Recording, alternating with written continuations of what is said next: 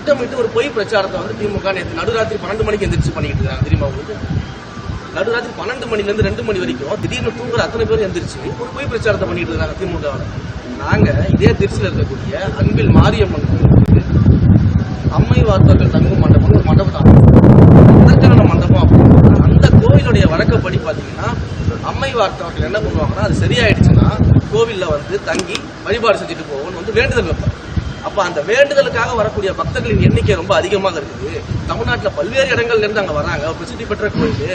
அப்ப அதற்குன்னு சொல்லி ஒரு தனியாக ஒரு மண்டபம் இருந்துச்சுன்னா அந்த மாதிரி அம்மை வார்த்தர்கள் குணமான பிறகு இங்க வந்து தங்கி தரிசிப்பதற்கான ஒரு பெரிய இனிஷியேட்டிவா இருக்குன்னு அந்த மக்கள் எல்லாம் கேட்டுட்டாங்க. அதன் அடிப்படையில் அந்த மண்டபத்தை அனௌன்ஸ் பண்ணுவோம். ஆனா என்ன பண்றதுனே தெரியாம, எப்படி எதிர்க்கிறதுன்னு தெரியாம, யார் ஐடியா கொடுத்தாங்க உண்மையிலேயே தெரியலங்க. நேற்று நைட்டு 12 மணிக்கு நடுராத்திரி 12 மணிக்கு எந்திரிச்சு மொத்த திமுகவுடைய இணையதள உடன்பிறப்புகளை என்ன பண்றாங்கன்னா, அம்மை வார்த்தர்களை போய் அந்த மண்டபத்தை தங்க வைக்கிறீங்களே, இந்த நோய் பரவிடாதா, மெடிசன்ஸ் வரலையா, இன்ஜெக்ஷன்ஸ் வரலையான்னு ரொம்ப அறிவாளித்தனமா நடுராத்திரி 12 மணிக்கு அறிவை வெளியில எடுத்து வச்சு இப்படி ஒரு பிரச்சாரத்தை நேற்று நைட்டு பண்ணிட்டு இருக்கிறாங்க.